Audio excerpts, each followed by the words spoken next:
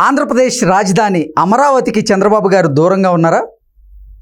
ఆయన ఆంధ్రప్రదేశ్కి 4వసారి ముఖ్యమంత్రిగా ప్రమాణ స్వీకారం చేసినటువంటి నేపథ్యంలో కేసరిపల్లిలో ఆయన ప్రమాణ స్వీకారం చేయాల్సిన పరిస్థితి ఎందుకు వచ్చింది? సెంటిమెంట్తో ఆ ప్రాంతంలో చేయాల్సి వచ్చిందా, లేదంటే ఎక్కువ మంది వచ్చే అవకాశం ఉందని భావించి ఆ ప్రాంతంలో ఆయన ప్రమాణ స్వీకారం చేయాల్సి వచ్చిందా? అసలు ఏ కారణం చేత ఆయన రాజధానిలో కాకుండా కేసరపల్లిలో ప్రమాణ స్వీకారం చేయాల్సి వచ్చింది అనే అంశం గురించి మనం ప్రస్తావన చేసుకునే ప్రయత్నం చేద్దాం. ప్రస్తుతం మనతో పాటు ఉన్నారు ప్రముఖ సీనియర్ జర్నలిస్ట్, ప్రముఖ రాజకీయ విశ్లేషకులు సిఎస్ రావు గారు. సార్తో మాట్లాడదాం. Sir, hi sir. Hello. Chandrababu గారు అమరావతికి దూరంగా ఉన్నారని, ఆయన తన ప్రమాణ స్వీకారాన్ని కేసరపల్లిలో చేసుకోవాల్సిన అవసరం ఎందుకు వచ్చింది, ఆయన అమరావతికి ఎందుకు దూరంగా ఉన్నారు అంటూ రకరకాల వార్తలు ఇప్పుడు సోషల్ మీడియాలో చక్కర్లు కొడుతూ ఉంది. దీని మీద మీ విశ్లేషణ ఏంటి సార్? సో ఒకటి ఏంటంటే, అత్యంత ప్రాధాన్యమైనటువంటి అంశాల్లో చంద్రబాబు నాయుడుకి కొత్తగా ముఖ్యమంత్రి అయ్యారు ఆయన 4వసారి. అమరావతి అంతకు మించినటువంటి ప్రాధాన్యత ఇంకోటి ఉండదు ఆయనకి. అమరావతి ప్రధానమైనటువంటి ప్రాజెక్ట్ ఆయనకి. అది ఆయన టెన్యూర్లో కంప్లీట్గా అయిపోవాలి అనేది కాన్సెప్ట్ తోటి ఆయన ప్రమాణ స్వీకారం చేయక ముందు నుంచే అక్కడ పనులు జరుగుతున్నాయి. ఇలాంటి పరిస్థితుల్లో అమరావతిని కాదని కేసరపల్లి ఐటీ టవర్స్ దగ్గర ఎందుకు ఈ ప్రమాణ స్వీకార కార్యక్రమాన్ని పెట్టారు? అంగరంగ వైభవంగా పెట్టారు. అక్కడ 17 ఎకరాలు 20 ఎకరాల్లో పెట్టారు అంగరంగ వైభవంగా. అతిరథ మహారథులందరూ కూడా ప్రమాణ స్వీకారానికి వచ్చారు. ఆ ప్రమాణ స్వీకారం అద్భుతంగా జరిగింది. ఆ కారణంగా కేసరపల్లి అనేది ఎక్కడ ఉందో కూడా ప్రజలకు తెలిసింది. అసలు ఎందుకు పక్కనే ఉన్నట్టు అమరావతిని వదిలిపెట్టి కేసరపల్లికి వెళ్ళారు? 33,000 ఎకరాలు సేకరించినటువంటి చంద్రబాబు నాయుడు సమీకరించారు కదా, సేకరించడం కదా, సమీకరించారు. ఇండివిజువల్గా వచ్చి రైతులు 33,000 ఎకరాలు ఇచ్చారు. అక్కడ శంకుస్థాపన కూడా చేశారు. 2014 ఎన్నికల్లో గెలిచిన తర్వాత అమరావతి శంకుస్థాపన కూడా అక్కడ జరిగింది. అప్పుడు కూడా చాలా వైభవంగా అక్కడ జరిగింది ఆ శంకుస్థాపన కూడా. దానికి ప్రధానమంత్రి నరేంద్ర మోడీ వచ్చారు.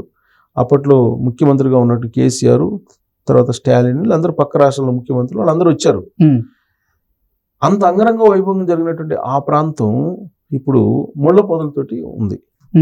ఆ ముళ్ళ పొదలన్నింటినీ క్లీన్ చేసేసి అమరావతి ప్రాంతంలోనే ప్రమాణ స్వీకారం చేసి అక్కడి నుంచే అమరావతి ప్రాజెక్టుని మళ్ళీ ఎలివేట్ చేస్తారని చెప్పి అందరూ అనుకున్నారు.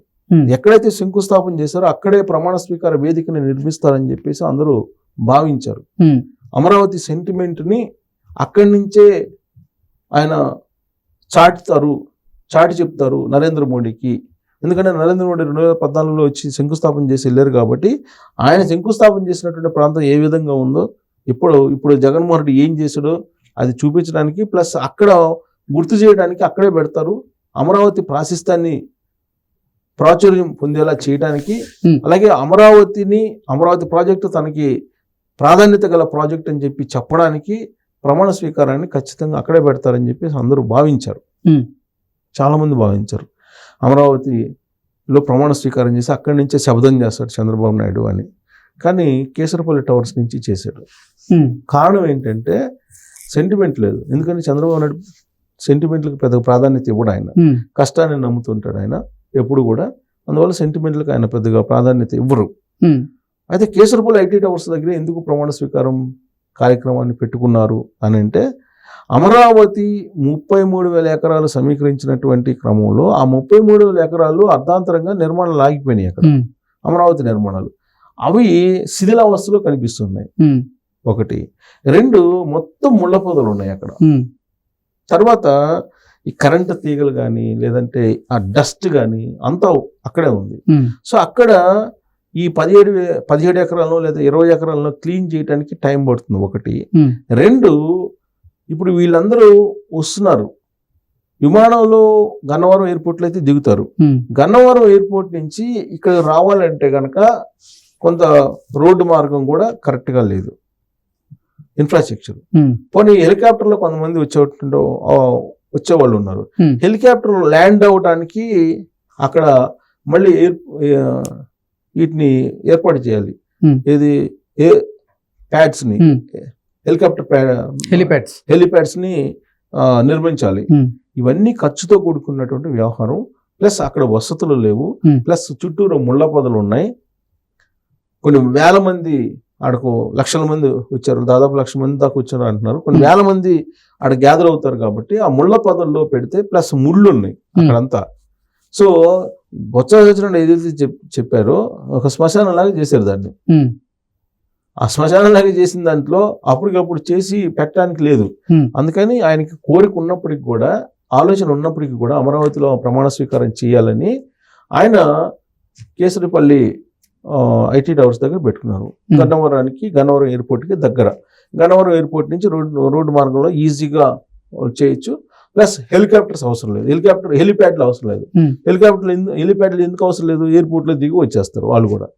సో కాబట్టి అన్ని రకాలుగా ఆలోచించి అమరావతిని కాకుండా అమరావతిని పక్కన పెట్టేసి ప్రమాణ స్వీకారానికి కేసరపల్లి టవర్స్ని ఎంచుకున్నారు.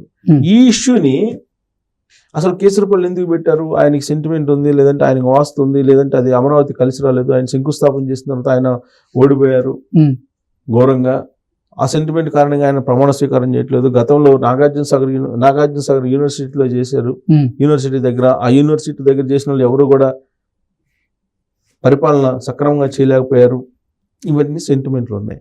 బట్ ఈ సెంటిమెంట్లు ఏవి కాదు, కేవలం మౌలిక సదుపాయాలు అక్కడ లేవు కాబట్టి, రోడ్డు సదుపాయాలు లేవు కాబట్టి అమరావతికి వెళ్ళడానికి అక్కడ ఉన్నటువంటి ముళ్ళ పొదల్ని ఇప్పటికిప్పుడు క్లియర్ చేసేటువంటి అవకాశం లేదు కాబట్టి, తక్కువ సమయం ఉంది కాబట్టి, ప్లస్ రోడ్డు మార్గాన్ని కూడా అప్పటికప్పుడు ఏర్పాటు చేయడానికి లేదు కాబట్టి, ఈవెన్ సీడ్ క్యాపిటల్లో ఉండేటువంటి మెయిన్ రోడ్స్ని కూడా చిందరవందర చేసింది జగన్మోహన్ రెడ్డి ప్రభుత్వం. అక్కడ ఉన్నటువంటి గ్రావెల్ని కూడా తోడుకోబోయింది, అక్కడ ఉన్నటువంటి ఇనుమును కూడా తీసుకెళ్లిపోయింది. ఇలాంటి పరిస్థితుల్లో గందరగోళం చేసినటువంటి పరిస్థితుల్లో దాన్ని అందరినీ కూడా ఒక వారం 10 రోజుల్లో క్లియర్ చేసే పరిస్థితి లేదు కాబట్టి కేసరపల్లి ఐటీ టవర్ దగ్గర పెట్టుకొని అక్కడ ప్రమాణ స్వీకారం చేశారు. ఇంతకు మించి దాంట్లో సెంటిమెంట్ లేదు. కానీ దీన్ని జగన్మోహన్ రెడ్డికి సంబంధించిన మీడియా, సోషల్ మీడియా కానీ, లేదంటే వాళ్ళ నాయకులు కానీ, కార్యకర్తలు కానీ సెంటిమెంట్కి పోయి అమరావతిలో పెట్టలేదు, మేము అందుకే అమరావతిని వద్దన్నాం, ఇలాంటివన్నీ మళ్ళీ స్టార్ట్ చేశారు. సో అమరావతిలో ఆయన ప్రమాణ స్వీకారం చేయాలనుకున్నాడు, కానీ చేయలేకపోయాడు ఈ కారణం చేత. కానీ ఆయన ప్రమాణ స్వీకారం చేసిన తర్వాత డైరెక్ట్గా తిరుమల వెళ్ళారు. తిరుమల వెళ్ళి శ్రీవారిని దర్శించి చేసుకొని ఆయన అక్కడి నుంచి వచ్చి సచివాలయానికి వెళ్ళారు. అమరావతిలో ఉండేటువంటి సచివాలయానికి వెళ్ళారు. అమరావతిలోని సచివాలయానికి వెళ్ళి అక్కడ రివ్యూ మీటింగ్ అధికారులతో పెడుతున్నారు. జగన్మోహన్ రెడ్డి ముఖ్యమంత్రిగా ఉన్నాడు, ఇప్పుడు సచివాలయానికి వెళ్ళలేదు.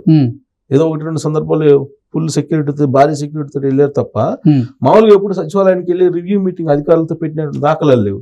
కాబట్టి అమరావతిలో ఉన్నటువంటి సచివాలయానికి వెళ్ళారు కాబట్టి అలాంటి సెంటిమెంట్ ఆయనకి లేదు. అమరావతి ప్రాజెక్ట్ అనేది ఆయన కలల ప్రాజెక్టు. పోలవరం నిర్మాణం అనేది ఆయన విజన్, ఆయన ఎయిమ్. కాబట్టి ఆయన విజన్ 2029కి ఆంధ్రప్రదేశ్ని భారతదేశంలో నెంబర్ 1 చేయాలి. అది చేయాలంటే పోలవరం అయిపోవాలి, సస్యశ్యామలం కావాలి, ఉత్తరాంధ్ర వరకు నీళ్ళు తీసుకెళ్ళాలి, తర్వాత అమరావతి ప్రాజెక్ట్ను పూర్తి చేయాలి, దాన్ని సెల్ఫ్ సస్టైనబుల్ క్యాపిటల్గా తీర్చిదిద్దాలి, దాని ద్వారా ఆదాయాన్ని రాబట్టాలి, ఆంధ్రప్రదేశ్కి అప్పులు తీర్చాలి. ఆంధ్రప్రదేశ్ చేసినటువంటి అప్పుల్ని ఇప్పుడు దాదాపు 11 లక్షల కోట్ల రూపాయల అప్పులు ఉన్నాయి, దానికి వడ్డీయే కట్టాల్సి వస్తుందంట, 63,000 కోట్లు అయ్యాము ఏడాదికి.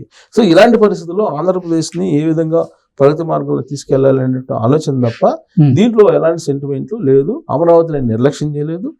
కేసరి పల్లి దగ్గరికి వెళ్ళి అక్కడేదో ఇన్సైడర్ ట్రేడింగ్ లేకపోతే భూములు కొని లేకపోతే అక్కడ ప్రాంతాన్ని హైలైట్ చేసిన ఆలోచన ఇంకో అసలు లేనే లేదు. కేవలం ఇక్కడ అమరావతిలో ఇన్ఫ్రాస్ట్రక్చర్ లేదు, అక్కడ ముళ్ళ పొదలు ఉన్నాయి, అక్కడ సదుపాయాలు లేవు కాబట్టి ఆ హెలికాప్టర్లు వచ్చి ల్యాండ్ అవడానికి కానీ, లేదా రోడ్డు మార్గంలో గన్నవరం నుంచి అక్కడ రావడానికి చేరుకోవడానికి కానీ వీళ్ళందరూ అమిత్ షా, కేంద్ర హోంశాఖ మంత్రి, ప్రధానమంత్రి నరేంద్ర మోడీ, నడ్డా వీళ్ళందరూ వచ్చారు కాబట్టి అతిరథ మహారాజులు వాళ్ళందరికీ సౌకర్యవంతంగా ఉండేలాగా దాన్ని పెట్టారు. సో అమరావతిని నిర్లక్ష్యం చేయలేదు. ఆయన main project Amaravati. Okay sir, thank you.